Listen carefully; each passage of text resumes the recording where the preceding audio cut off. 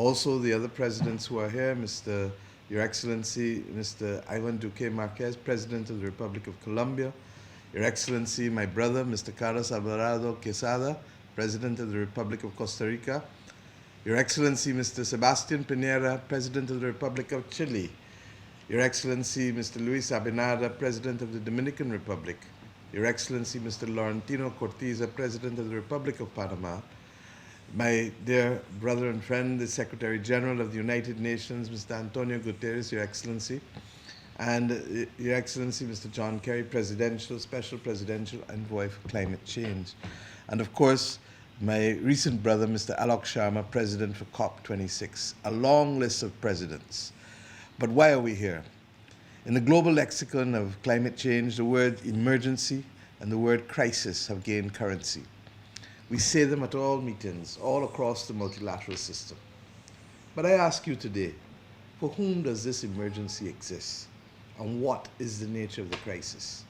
And indeed, if there's a crisis and an emergency, why are the major polluters not taking the required action to address this? In our region, the Caribbean, the people of Grenada lost 95% of their housing stock to Hurricane Ivan in 2004. 95%. In 2017, the climate crisis forced the evacuation of the entire island of Barbuda after Hurricane Irma. And of course, we all know that Hurricane Maria, along with the others that went before, resulted in the loss of 256% of Dominica's GDP, with Maria being that major strike in 5 hours towards that amount. In 2019, the people of Abaco and Grand Bahama watched as cars and houses and people were swept away as a Category 5 Hurricane Dorian sat over the islands of the Bahamas for 48 hours, a feat that we never thought possible, certainly in my life.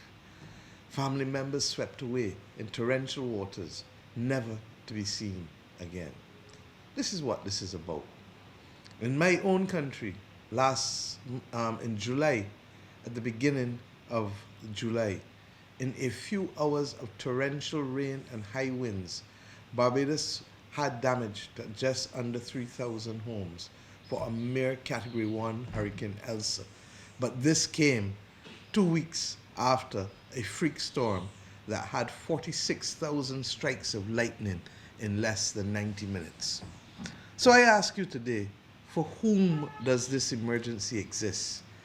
It certainly existed for those who watched the glaciers as they melted, but did they do anything about it? We knew it was a case of a future event casting their shadows, but what was done? It exists, we say now, as well, for those between the tropics of Cancer and Capricorn. And why do we have now changed our whole narrative to them? Because it existed for small island developing states, and we raised our hands, and we shouted our voices, and we have said what will happen to us if we don't have a commitment to 1.5 degrees. But it does not seem to have resonated, and therefore we change our terms of reference for our speech now for those countries between the tropics of Cancer and Capricorn. Why? Because maybe with more than 117 countries at risk between those two tropics, the world might finally take action. And what is the nature of the crisis? It is children not being able to go to school because there's simply no school for them to go to. Go to the Bahamas and see what happened in Abaco and Grand Bahama. There's no electricity, there's no water. It is a reversal of hard-won development gains and an inability, SG, to achieve the sustainable development goals, which are our natural development goals and aspirations for our people. But it is not just the isolated catastrophic event. The emergency is characterized by the daily tightening of the stranglehold that is climate change, that has caused damage to reefs and loss to our fishing stock, affected our food security and our livelihoods. It is the erosion of beaches in tourism-dependent economies of our region in the Caribbean and global small island developing states as well. It is the dry soils which yield nothing. It is about the fact that across the Caribbean, in these picture-perfect island states, we are, my friends, regrettably, as water-stressed and water-scarce as sub-Saharan Africa. being part of that global groundwater crisis. So for whom does this emergency exist? And what is the nature of the crisis? It exists for our people in the Caribbean and for people of small island developing states wherever they are in the world, as I said. It exists for people of developing countries and some developed countries between the tropics of Cancer and Capricorn. It exists for our societies, our economies, and our natural and built environment. It exists because though we did not cause this crisis, we, the small debt-burdened states, even more debt-burdened with this pandemic, which has affected us all, we are forced to find the finance ourselves to mitigate the crisis. And something that is very often not said, we are forced to fight up with limited fiscal space, which does not allow us to spend even when we find the finance. It exists because the majority of capital available for climate remediation is 60% for mitigation and only 40% for adaptation. And we know that doesn't work because adaptation is our most urgent need.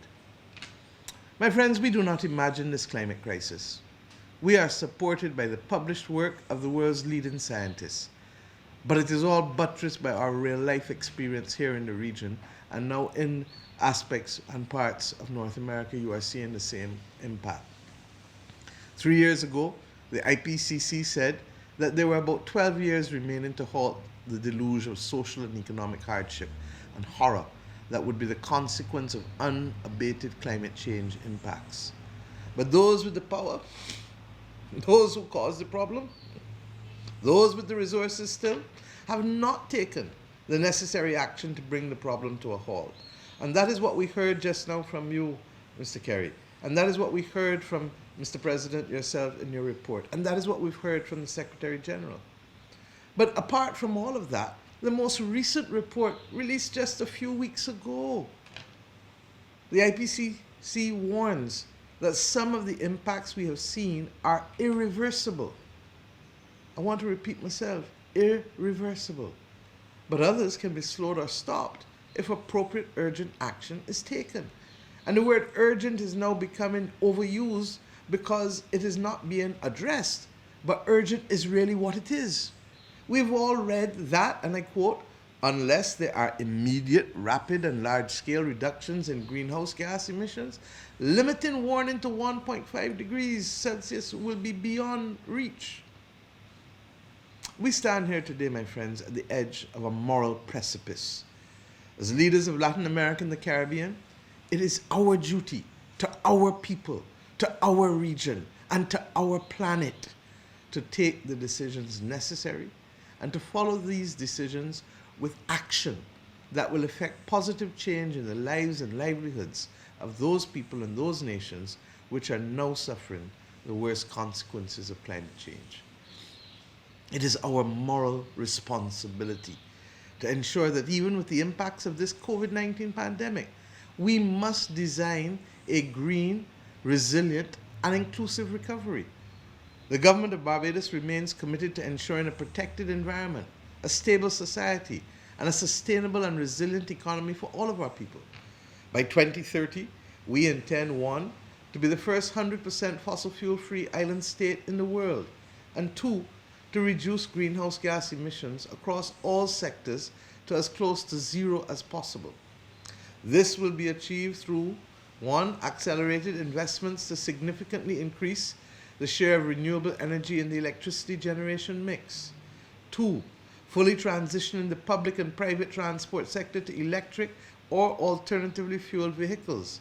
And 3, decreasing fossil fuel consumption and improving energy efficiency across all sectors.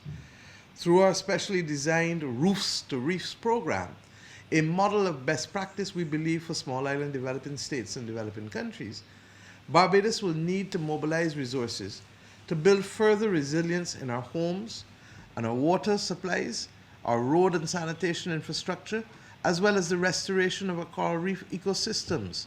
And for many of our small island developing states, as it relates to water, this means literally changing out water infrastructure put down by previous colonizers more than a century ago. Those colonizers benefited from the extraction of wealth from our countries, and were able to finance it with ease. As individual countries confronted with serious fiscal and debt issues, we have greater difficulty in making that transformation of our water infrastructure. So not only are we seeing a reduced supply of groundwater, but we're also seeing a reduced capacity to transmit that water, with non-revenue water ranging between 40 to 60% across many of these small island developing states. So my friends, I've just listed to you, as a member of a small island developing state of the Caribbean, a clear ambition that we believe we have raised and we have taken to adapt to and mitigate climate change impacts, because we understand that it is our moral responsibility. And it is not only Barbados, but other islands in the region. In the case of Barbados' NDC, it is one of the most ambitious submitted to the Secretariat, and it sets our island firmly on a 1.5 degrees Celsius pathway.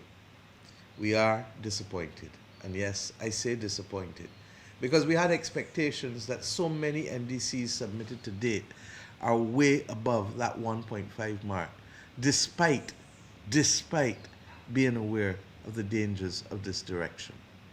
At COP26 in Glasgow this November, Barbados will be calling for a scaling up of finance for climate action to go beyond the $100 billion per year, so long promised and so not received. And we urge that climate capital should be constituted substantially by grants and loan terms favorable to the worst impacted countries. And I say so because I've already spoken to you about the absence of fiscal space that we have, many of us, particularly now as a result of fighting this awful and horrid pandemic over the last 18 months. I go further. The Alliance of Small Island States of the world constitute about 25% of the states of the world. And we believe that given that we are all on the front line with existential crisis facing us that may well see some of our states not being able to survive, that there ought to be a disproportionate amount of that finance made available to these AOSIS countries. And I'm calling today for that limit to be at least 40%, but with the mix, as I said, of grant and low interest funds, because it is only through the blended approach that we will not only be able to raise the money, but actually spend it. Decisions must also be taken to prioritize access to finance for other vulnerable nations besides small island developing states, not only to address adaptation and mitigation, but the consideration must also be given to mobilizing for finance for us to address loss and damage. The Warsaw Mechanism remains a fleeting illusion for us, never to be attained, and we call on it to be settled as a matter of urgency. It is imperative generally that there be completion of the Paris Rule Book. So my friends, we the most vulnerable, the most impacted, with the least capacity, must be given support, not as the mendicant of the developing world, but as those whose development prospects are being compromised and eroded by others. In private law, it would be an action rooted in the law of tort. In international law, regrettably, it has to be an action rooted in global moral strategic leadership. It is essential, we also argue, that a multidimensional vulnerability index at best, or vulnerability criteria at worst, be crafted which takes into account these very real vulnerabilities and susceptibilities with which the residents of small island developing states and all of us as leaders struggle daily. As we pledged earlier this year as the chair of the 22nd meeting of the Forum of Ministers of Environment of Latin America and the Caribbean, Barbados recommits to working with all seated at this table and all other like-minded countries around the world to ensure that the challenge of our generation is resolved by those of us here today of this generation, cognizant, my friends, of the need to create a better future for generations who will hereafter follow. Hermanos y hermanas de la región de América Latina y el Caribe, pause with me to reflect on the words of that former US Vice President who stood on his own when others around wondered what he was talking about. And I refer to Vice President Al Gore, who 15 years ago challenged the world to moral leadership and global action in that epic work called An Inconvenient Truth. And I quote from him, quote, "I don't really consider this a political issue. I consider this a moral issue." He could never be more correct, and his statement could never be more relevant now than it was then. I close, therefore, by posing a very simple but yet inconvenient set of questions. If, as leaders, we are not prepared to take the action necessary to save lives, livelihoods, and our planet, who will? If, as leaders, the IPCC reports detailing the most severe existential threats have not prompted us to action, what will prompt us? And if at COP26 in November in Glasgow, we will not set the world on a 1.5 pathway, I ask you, when will we do so? The future, as President of Argentina indicated at the beginning, is ours to determine whether we will make that defining difference to our generation. Let us pray that we do so. I'm obliged to you.